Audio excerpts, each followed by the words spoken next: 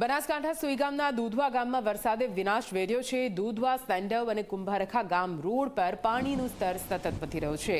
પાણીના સ્તર વધતા લોકોની મદદ માટે એનડીઆરએફની ટીમ અને બોટોની પણ મદદ લેવાઈ। પાણીના કારણે ગ્રામજનોનું જીવન અસ્તવ્યસ્ત થઈ ચૂક્યું છે। સાથે મોટા ભાગના ગામમાં ગામ ફરતે પાણી ભરાયાનું સામે આવ્યું છે। બોટની મદદથી લોકોને લાવવા લઈ જવાની વ્યવસ્થા કરવામાં આવી રહી છે।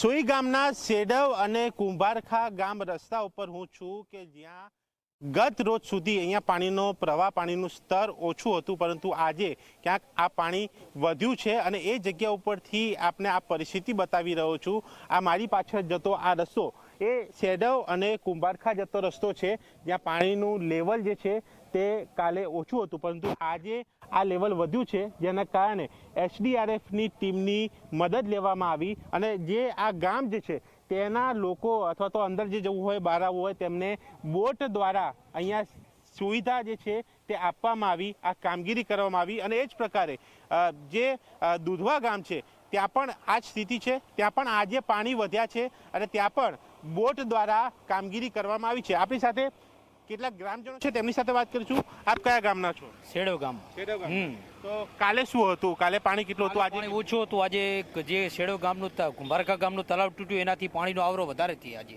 હા, તો આજે કેટલા પાણી થયા છે? આજે પાણી કેડ સમાન છે। હા, આખા ગામમાં છે કે કઈ? ના, જે ગામના નીચાણવાળા વિસ્તારો છે ને, અહીંયા જ પાણી છે।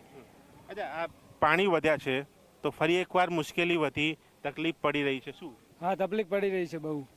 એના કારણે પાણી છે ને બહુ વધી ગયું છે, આવરો બહુ વધારે થઈ ગયો છે, એના લીધે નુકસાન છે। તો ગામમાં આવવા જવામાં શું તકલીફ અત્યારે? બહુ તકલીફ છે અત્યારે। સરકાર શું કરે, તંત્ર શું કરે? જવા આવવાનો રસ્તો નહીં, નિકાલ, બીજું કાંઈ નહીં। ટ્રેક્ટર જાય છે? ટ્રેક્ટર જાય છે પણ બીજો ચાલીને નહીં જઈ શકતા।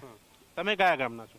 આપણે રૂનીના છીએ, પણ અહીંયા અમારે દૂધવા ખગું છે એટલે અહીંયા આવ્યા છીએ।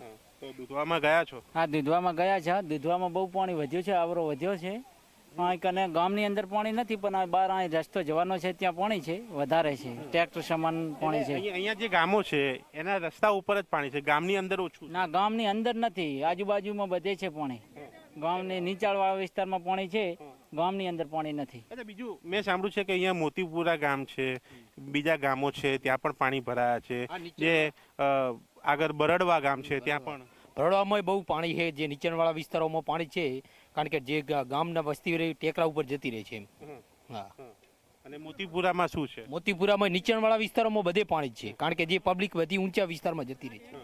અચ્છા, લાઈટો, પાણી પીવાના બહુ તકલીફ છે, કારણ કે ફોનમાં ચાર્જિંગ નહીં, કવરેજ નથી આવતું, બહુ તકલીફ છે। તમે સંપર્ક કઈ રીતે કરો એકબીજા? સંપર્ક ઉપર ચડીને, ઢાબા ઉપર ચડીને વાત કરે, કોઈને કવરેજ આવે તો નકા બસ એવું જ છે। અમારે સંબંધી બરોડાની અંદર છે, પણ એમનો કોઈ સંપર્ક થતો નથી। ઉપર જઈને ફોન કરે ને જો વાત 1-2 મિનિટ થાય તો કહી શકે કે અમારી શાંતિ થોડુંક છે એવું। એટલે આ રીતે અત્યારે લોકો રહી રહ્યા છે। જે પ્રકારે આ પાછળના દ્રશ્યો આ જે જોઈ શકાય છે, જે કેમેરામેન તુષાર શાહ બતાવી રહ્યા છે, ત્યાં આ ભાઈ જે ગૃણી ગામના ભાઈ અને જે દૂધવા ગામના પરિજન જે છે તે જ્યારે આ ચાલતા જાય છે ત્યારે પાણીનું લેવલ જે છે એ જોઈ શકાય છે કે આગળ જેમ જાઓ એમ પાણીનું લેવલ વધતું જાય છે। માટે આજે અહીંયા આ પાણીનું સ્તર વધતું જે છે તે દેખાયું છે અને ત્યાં એસડીઆરએફની ટીમની બોટની અહીંયા મદદ લેવામાં આવી છે અને જરૂરી સુવિધા તંત્ર દ્વારા પૂરી પાડવામાં આવી રહી છે। હવે લોકોની એક માંગ છે કે આ પાણીનું લેવલ જલ્દીથી ઓછું થાય, એવી વ્યવસ્થા થાય, કારણ કે એક ગામ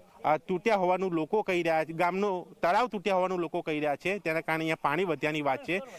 એ પાણીનું સ્તર ઓછું થાય તો સામાન્ય જનજીવન બને અને પહેલાંની જેમ લોકો આવજા કરી શકે, જેની લોકો રાહ જોઈ રહ્યા છે। કેમેરામેન તુષાર શાહ સાથે દર્શન રાવલ, ઝી મીડિયા, સુઈગામ।